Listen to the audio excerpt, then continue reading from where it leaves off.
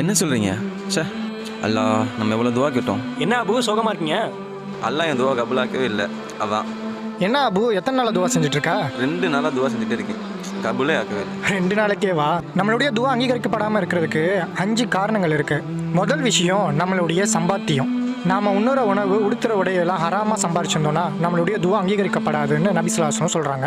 2வது விஷயம், நம்ம ஒரு விஷயம் கேட்போம் ஆனால் அது ஹராமாகவே இருக்கும். 3வது விஷயம், நீ ஒரு இது சிறந்ததாக நினைப்ப ஆனால் உன்னை படைச்ச இறைவனுக்கு தெரியும் அது உனக்கு சிறந்தது கிடையாதுன்னு. எக்ஸாம்பிள், நீ ஒரு பொண்ணை திருமணம் செஞ்சால் நல்லா இருக்கும்னு நினைப்ப, ஆனால் அல்லாவுக்கு தெரியும் அந்த திருமண வாழ்க்கைனால உன்னோட வாழ்க்கையை வீணாக போயிடும்னு. ஸோ அதனால் அந்த பொண்ணை அவன் வாழ்க்கையிலேருந்து நீக்கிடுவான். 4வது விஷயம், நாம் ஒரு துவா கேட்போம், அது நடக்காமல் இருக்கிறதுக்கு பதிலாக அந்த துவா ரிஜெக்ட் பண்ணிட்டு அதுக்கான பரிசை மறுமையில் கொடுப்பான். 5வது விஷயம், நீ கேட்குற துவாவை அல்லாஹ் அங்கீகரிக்காமல் இல்லை, அதுக்கான நாளை கடத்துவான். நிறைய மக்கள் பல ஆண்டு காலமாக கேட்ட துவாவெல்லாம் லேட்டாக தான் நடக்கும். இதுதான் உன் துவா அங்கீகரிக்கப்படாமல் இருக்கிறதுக்கான காரணம். ஓ, நான் கேட்டது கிடைக்கலன்னா அதோட சேர்ந்து அல்லா தருவான்னு சொல்றியா? அதே தான்.